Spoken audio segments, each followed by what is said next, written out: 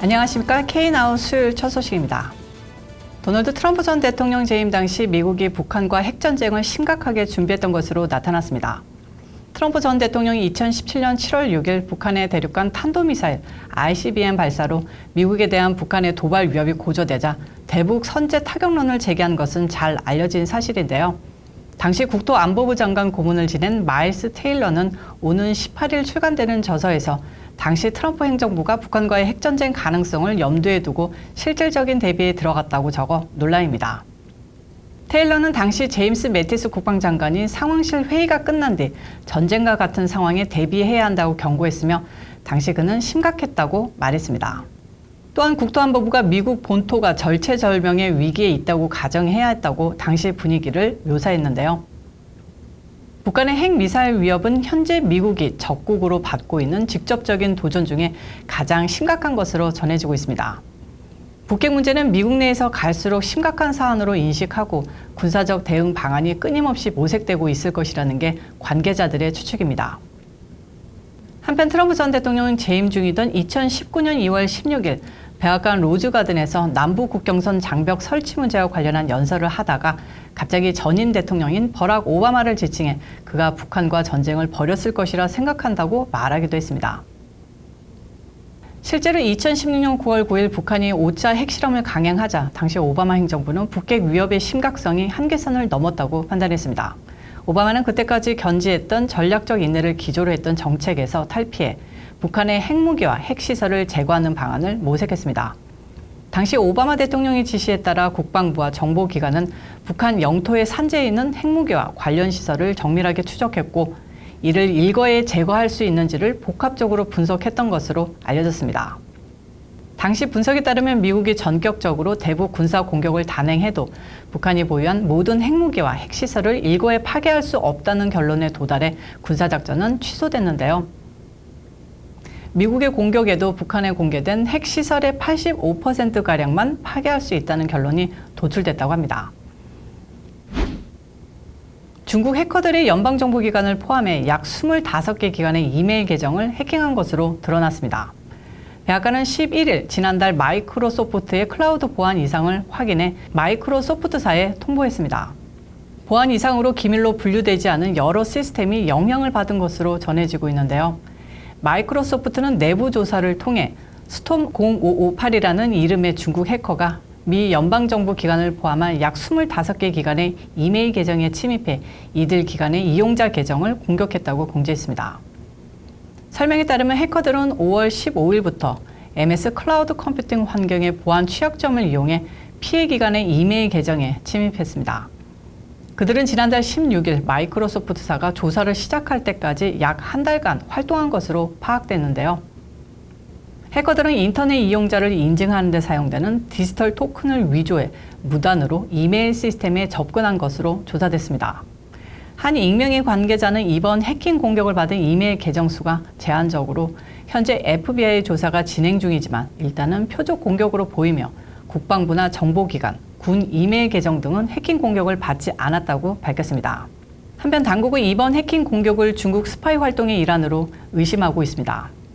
올해 초 발표된 전 세계 위협 평가에서 정보 당국자들은 중국이 미 정부와 민간 부문 네트워크에 대한 가장 광범위하고 활동적이며 지속적인 사이버 스파이로 위협을 가하고 있다고 강조했습니다.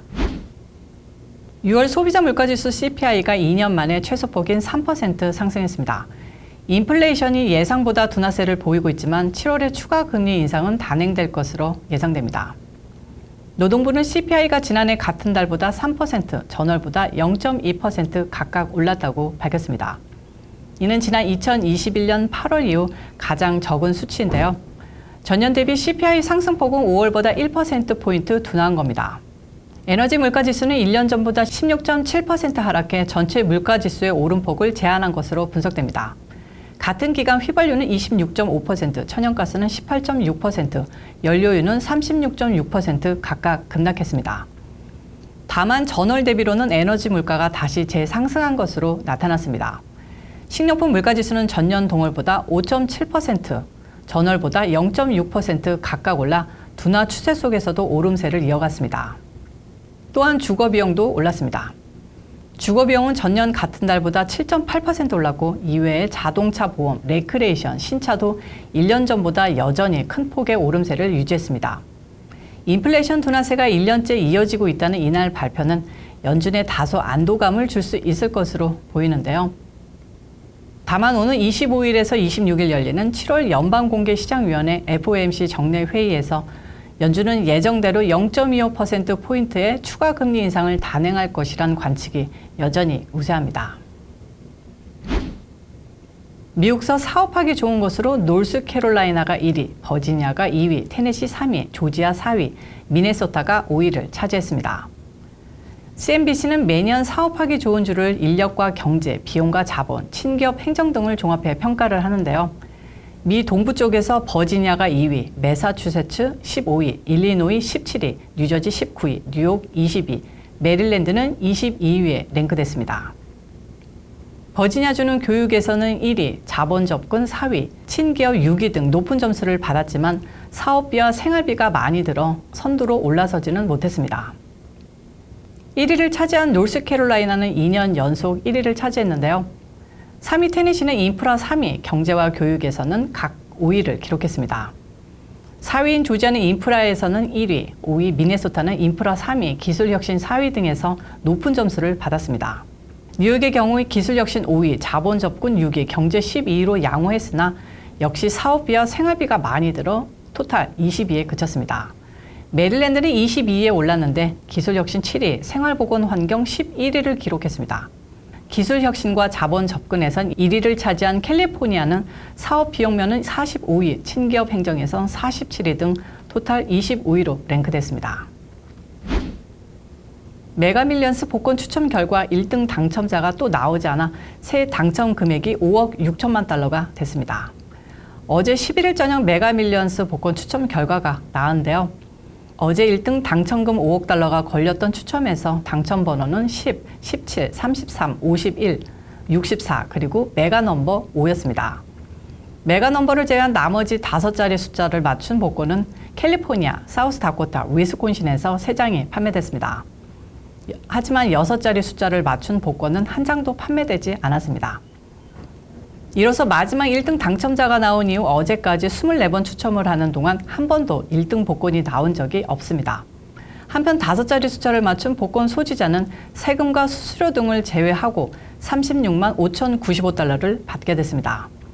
메가밀리언스 복권은 워싱턴 DC를 비롯해 전국 45개 주와 미국령 버진 아일랜드에서 시행되고 있는데요. 새로운 당첨금 5억 6천만 달러에 달하는 메가밀리언스 복권 다음 추첨은 오는 13일 금요일 진행되며 현금 일시불로 받게 된다면 약 2억 8,110만 달러 정도로 추산됩니다.